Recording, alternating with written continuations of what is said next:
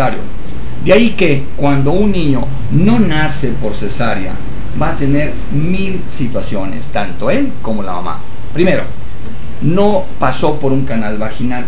Segundo, no hubo una contracción de madurez pulmonar. De aquí que entonces estos niños tendrán todos los niños nacidos por cesárea, tarde o temprano, disfunciones e inconvenientes fisiológicas diferentes a las nacidas, a las que comparativamente podríamos ver a los nacidos por parto normal. Obviamente alteraciones pulmonares, de ahí aquellas enfermedades de las que también vamos a hablar, como los cánceres pulmonares, como las enfisemas, como la fibrosis pulmonar y como todas estas enfermedades pulmonares con limitaciones importantes desde la misma infancia que lo predisponen por esa inmadurez pulmonar respiratoria a un ser humano a que sucumba más fácilmente a este tipo de alteraciones. De ahí que este trabajo de parto importantísimo, después de nacer este niño, se dan cuenta entonces que las cesáreas, los pañales desechables son de las primeras fases que se alteraron. Y otra de las cosas que también influyeron importantemente fue aquella estúpida idea de las mamás que no amamantaban a sus hijos porque creo que el médico o los intereses sociales impulsaron a que la leche de polvo y las fórmulas se vendieran porque era más saludable que la leche de materna. Una estupidez. Pero obviamente también indujeron con esto a que se usara mucho más el biberón con estas fórmulas, haciendo un estrago importante en la digestión de los niños y haciendo un estrago importante de un biberón y una leche de estas de polvo. Jamás tendrán, nunca en la vida, así sea la marca que sea, así venga de Suiza, venga de Plutón, venga de América, venga de Estados Unidos, la haya inventado el más Illuminati de todos los laboratorios del universo, nunca, jamás, nunca se va a comparar a la producción glandular de la mamá que parió ese niño. Esa mamá, además de producir leche, va a producir anticuerpos, va a producir inmunológicas, va a producir enzimas, va a producir 1000 cosas en esa leche. Ese niño va a consumir no nomás un alimento, sino miles de condiciones y características que jamás, nunca, repito, jamás, nunca, para que se les quite la idea de que el pediatra dijo. Si dijo el pediatra es un pendejo, si dijo el ginecólogo es un pendejo, si dijo la persona que lo haya dicho es un pendejo, porque nunca va a producirse anticuerpos enzimáticos importantes en un bote de polvo, así sea el laboratorio venido desde Alpha Centauri. No se dejen engañar, una glándula mamaria es insustituible para el alimento de un infante. Obviamente que este infante, si nace por cesárea, con todas esas limitantes que tiene, va a crear en consecuencia pues todo un trastorno que parece ser que la leche de la mamá le cae mal. Eso no es cierto. Y adjunto a esto, la mamá angustiada, desesperada, deprimida o encabronada, produciendo grandes cantidades de adrenalina porque su marido no llega, esta leche se va a descomponer. Y obviamente esa leche más el intestino inadecuado del niño van a crear un conflicto digestivo muy conflictuante. Por eso muchas de las enfermedades que le llaman, por ejemplo, sobre todo en los recién nacidos, que empiezan con reacciones y problemas de retrovirus o de problemas virales, unas mesenteritis o problemas intestinales creados por virus. Si entendemos que un virus es una proteína de alto peso molecular y que obviamente tenemos un sistema inmunológico para el virus que fuese, el que sea, tengamos capacidad de defendernos y producir anticuerpos contra él. Si ese niño, su intestino no tiene la capacidad de producir esos anticuerpos porque su sistema inmunológico está demasiado deprimido, haber nacido por cesárea, y adjunto a eso tampoco tiene el aporte de los anticuerpos y las inmunologías que mamá le provee a través de la leche, pues imagínense cómo Eso cuando lo va a resolver un pediatra con antivirales, con estupideces y con alimentos y con dietas. Eso no es cierto. Eso es un punto muy importante como base fundamental para poder entender cómo se siguen entonces los que no llegaron a ese cuadro, cómo siguen evolucionando importantemente con alteraciones de todo ese bajo vientre, creando en consecuencia disfunciones o alteraciones importantes de riego sanguinolinfático a esos tejidos, que van a crear en consecuencia una disfunción, que a la postre una niña que se prepara en ese ovario, en ese útero, para poder crear un crecimiento endometrial a través de una estimulación estrogénica, como todos los seres humanos, todas las féminas lo hacen, obviamente esta niña tendrá alteraciones importantes de disfunción al momento de crecer inadecuadamente este endometrio, que es la capa interna de ese útero, para menstruar mes con mes y para anidar importantemente un embarazo, una concepción. Sé que en un momento dado, al ser tan diverso el tema, sí me gustaría que desde ya ustedes me ayudaran para ir induciendo hacia temas importantes que a ustedes atañen. Mi amigo Legoff seguramente está pensando que en 2 horas no vamos a entrar todos los temas del mundo, pero sí quisiera, a partir de estas bases que hemos mencionado, cómo repercute entonces en los niños o en las niñas alteraciones importantes de todas estas situaciones, circunstancias que son a partir desde que nace. A partir desde que nace, las condiciones y formas en las que nace y en las que lleva a cabo sus primeros años de vida.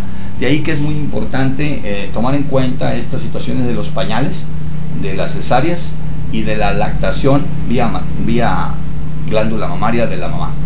¿Alguna pregunta?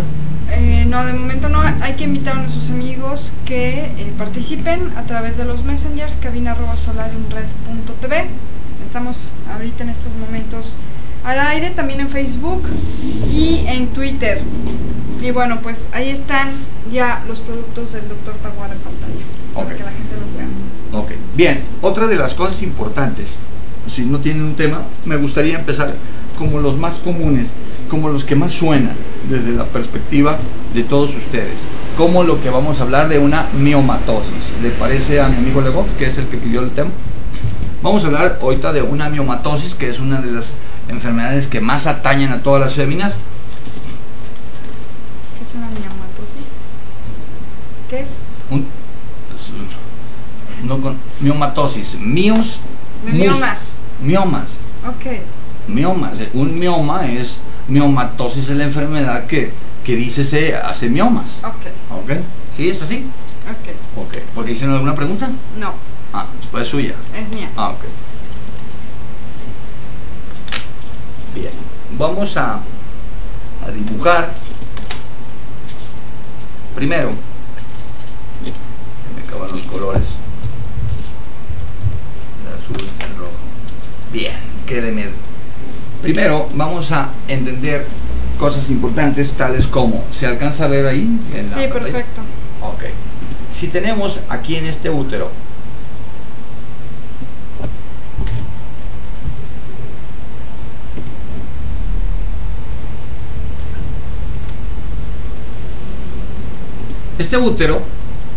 con ese grosor, una vagina con su trompa,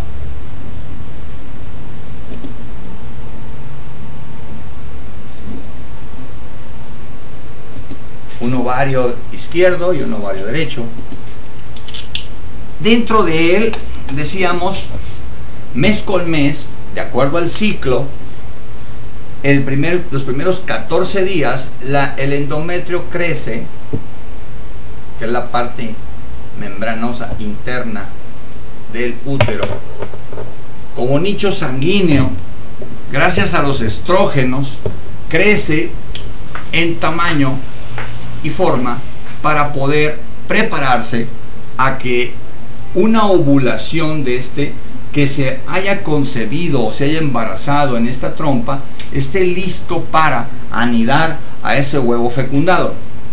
Después de esa fecha de ovulación, llega a una fase progestacional que si no se concibió, este endometrio se descama y sale en forma de menstruación. Se descama y sale en forma de menstruación si en un momento dado no hubo concepción y no hubo anidamiento. Ese endometrio, cuando estos ovarios, quedamos de que este endometrio crece a expensas de la producción estrogénica de estos ovarios. Si estos ovarios, por los antecedentes de los que hablé, empieza a tener, recordemos para entenderlo mejor, el estrógeno, la progesterona, la testosterona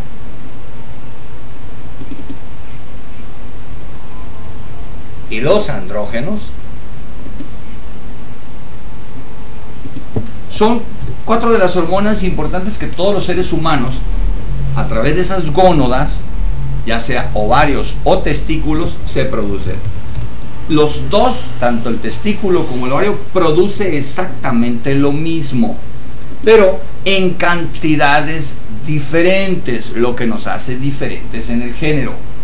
Tanto el testículo produce estrógenos, progesterona, testosterona y andrógenos, sí. ¿Y el ovario también produce estas 4? Sí.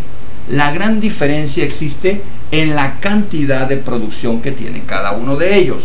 Y para poder lograr esa condición, los estrógenos y la progesterona, que son proteínas que va a producir esa glándula, se producen a 38 grados centígrados. Y la testosterona y los andrógenos se producen a los 32 grados centígrados.